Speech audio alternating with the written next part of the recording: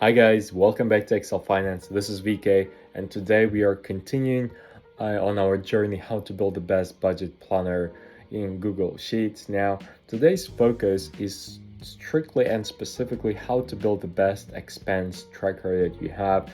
You can see right now on the screen, this is what I consider essential and significantly advanced when it comes to the expense tracker. I mean, for a number of reasons. Number one, we have a we have a number of different data validations, and this is which means that this is an automated data validation, which means that when we select the bills, expenses, and the debt, for example, savings as our top financial drivers, if I would select savings here, I would automatically look for the savings. So it automatically would filter the savings by subcategory, which are attributed to the savings category. Therefore, it's a drop down, it's a multi-level drop down validation list, which we are going to talk about how to develop this.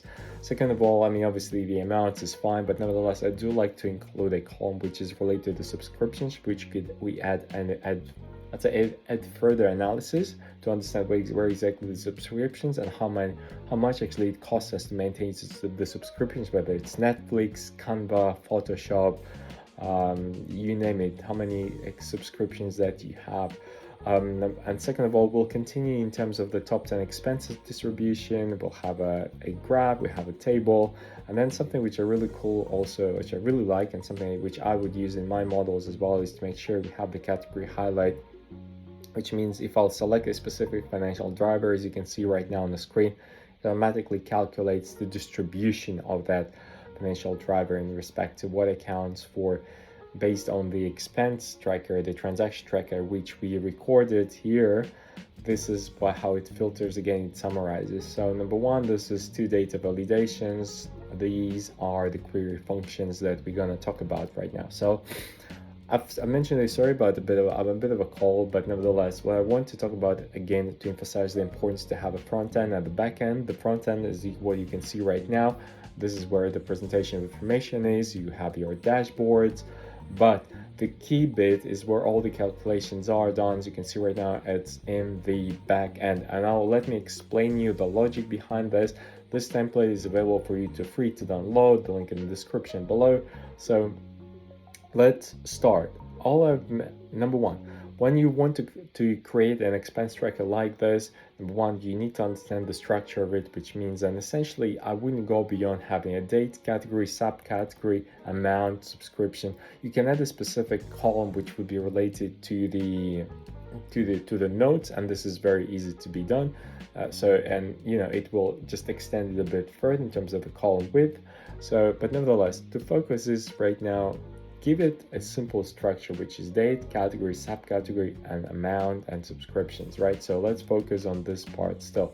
So categories, when I spoke about in initial videos, we had five different financial drivers, but given that it's an income, you have expenses, bills, savings, and debt, right? So you can create as many financial drivers as you want, given that this is a transaction or expense tracker. You call also the way you want it to be called. We are emphasized that there is bills, expenses, debt, and savings. So how do we do actually this data validation? So we go to the back end, and I will now emphasize this here actually just by showing you that this is what we mean by creating a drop-down list, like using data validation. So what we will do is we define the categories such as bills, expenses, debt, and savings. And below that, we'll define something like examples. So bill 1, bill 2, bill 3, bill 4.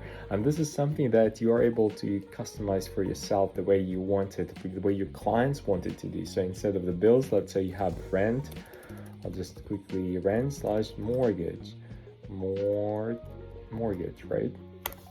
When I press like this, you will see that if I'll go back to the front end, I'll change this to bills, what it will tell you that as a subcategory, I have rent and mortgage. So it essentially changes, right? So this is essential bit.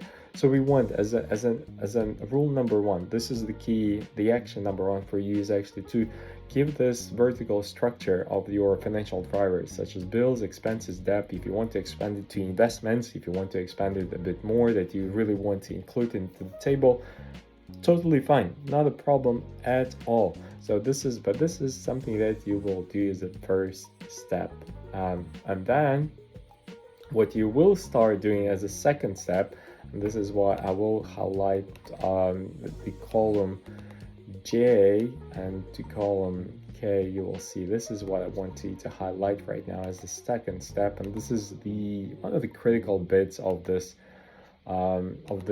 particular the way you want to build it, right? So to make sure we have the data validation. So, and this is where the data validation starts actually. So we now then start, we want to come out to make sure this becomes, instead of the vertical in the columns like this, we wanna stack it down in sense of, so we'll be referencing our financial drivers as the category, the category which we want to appear in the category of our expense record. Therefore, we will link the cell with the title here, bills. We'll lock it completely. We'll drag it down 10 cells, 10 rows below, because in total we have 10 bills. Then what we will do is that we will then select the cell which is reflected the name of rent of the mortgage, which is the cell B7, and we will lock only the column. We will not lock the rows. What it will do is that it will actually, once we select it, we just drag it down, and we will do the same. We will drag it down, the same for expenses. We will repeat the process pretty much. Have a look, double click on each cell to understand how it is like really done, but essentially it's just making sure you lock the title for 10, you drag it down for 10 rows below, you lock the subcategory of the financial driver, you drag it down by locking the column, and you will repeat this for expenses and expense number 1, expenses, debt, and you will see debt number 2. So essentially you will repeat everything that it has right now.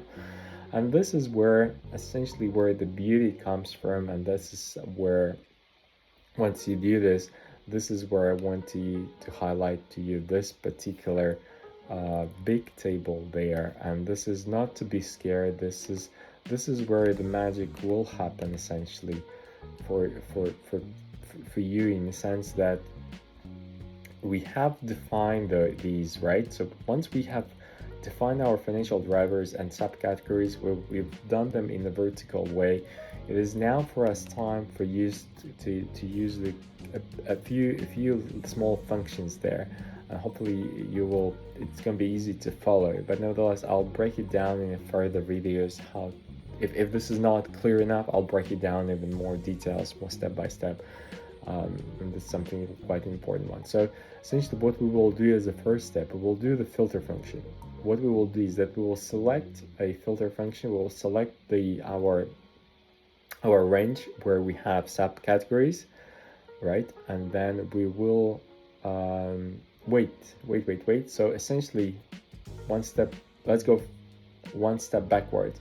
Once we have defined these categories there, once we have done this, we will go back.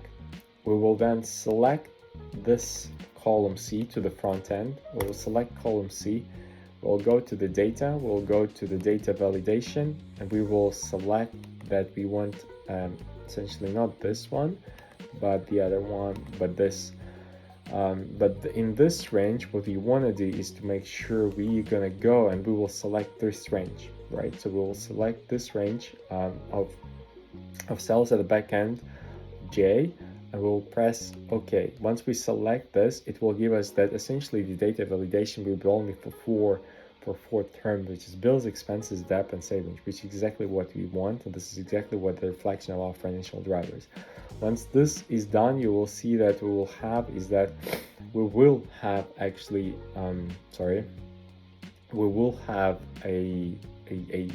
expense record with a category data validation of this category here, of this column C of the category will always have these values, never in anywhere you would want to put them. Debt, if you want to put savings, if you want to go down here savings, debt, you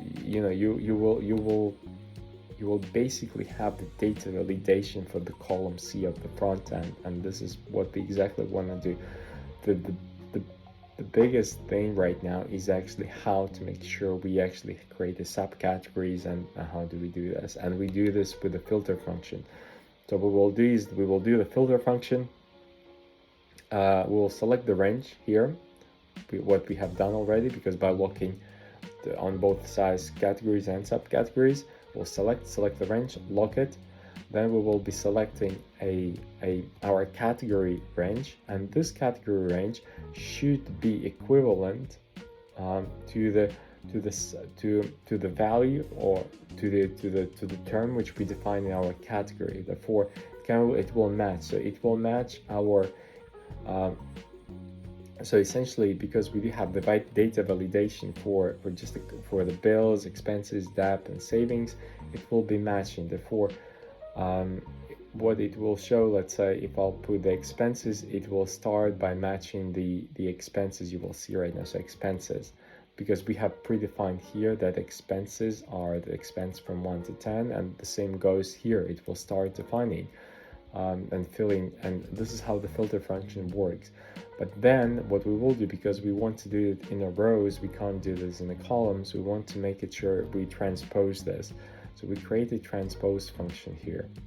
The last thing that we want to do is actually, if specific cells, for example here, we have not yet defined what exactly going to be in the cell, in this cell here, because you see that there is a blank space here. So we just simply adding a if function. So therefore, if the value in the column C of the front end is empty, then there is nothing to be added, and therefore there will be no errors or not applicables appearing in this way. So the key bit of this formula is to make sure you do the filter function based on the cell, on the range of the cells which we locked here, and we will the last part of that filter function, which is reflect to other financial drivers, should be reflecting the financial driver which we put here in the category data validation.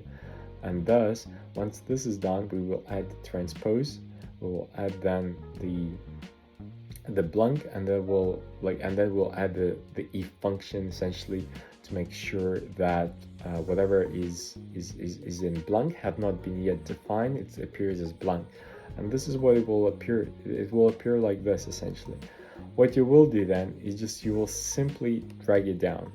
You will simply drag it down, and this will essentially create exactly what you really wanted. So once you've done this, once you have the first row done, and don't forget, it's very important to lock both of the ranges here completely, and lock only the column C in the category of expenses, because as the row is going to go down, we need to make sure that this is reflecting our values.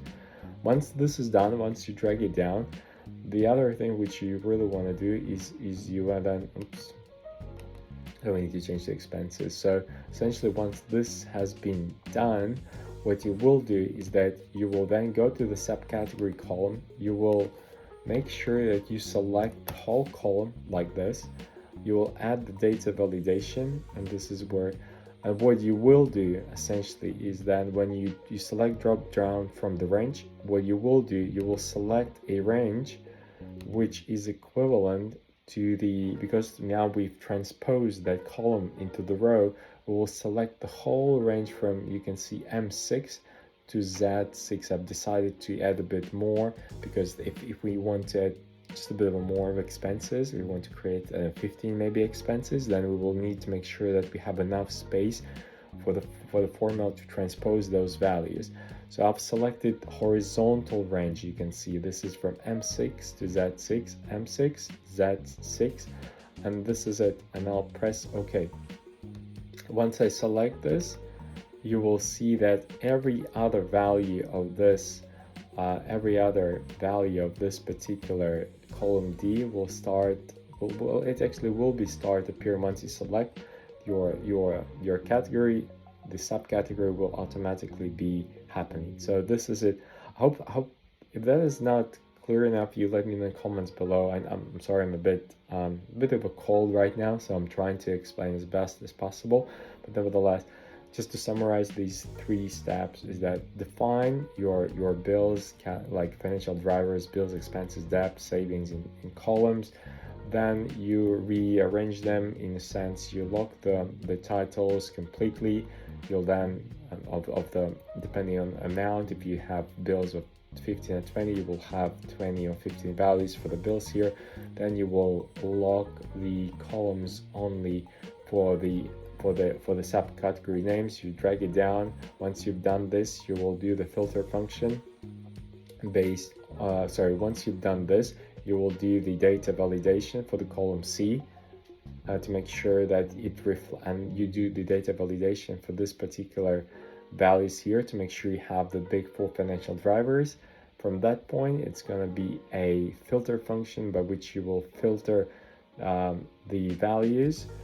And number 1, this is the range you want to filter to appear based on the filter, and you will filter on the basis on the condition that the titles which we have here are corresponding to each of the row that we're going to be selecting in column C here.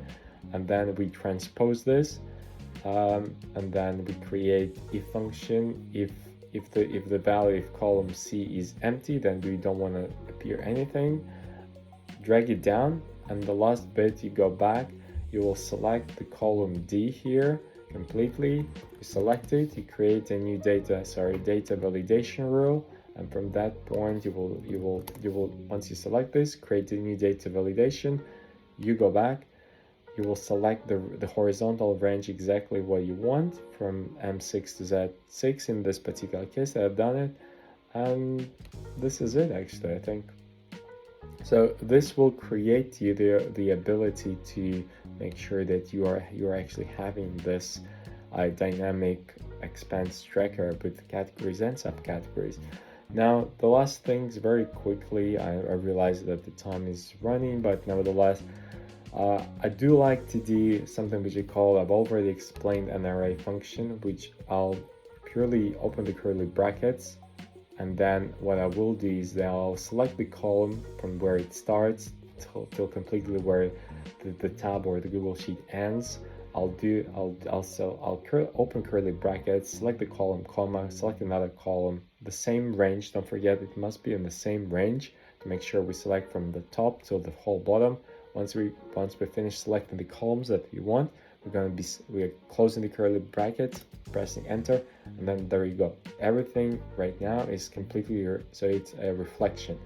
The last bit which I want to talk about right now is top 10 expenses, and you will see that for this you just have to double click, and this is the query function, which I've already explained in my previous video in terms of how to do a dynamic top 10 expenses, but this is a bit of a more I've added a couple more advanced features to this. So you will select make sure that you will select, and this is precisely what I wanted, to make sure I do have the reflection of the expense tracker here. So I'll select completely everything, which is the whole range here till the end. I will select, make sure I'll select column D, and column D is related to the subcategory. I wanted to make sure that the table is kind of the query function gives me the values per subcategory. I will make sure that it sums up everything that, on the basis, if I do have recurring amounts or a recurring spending, I want them to sum up based on the subcategory, where the column E,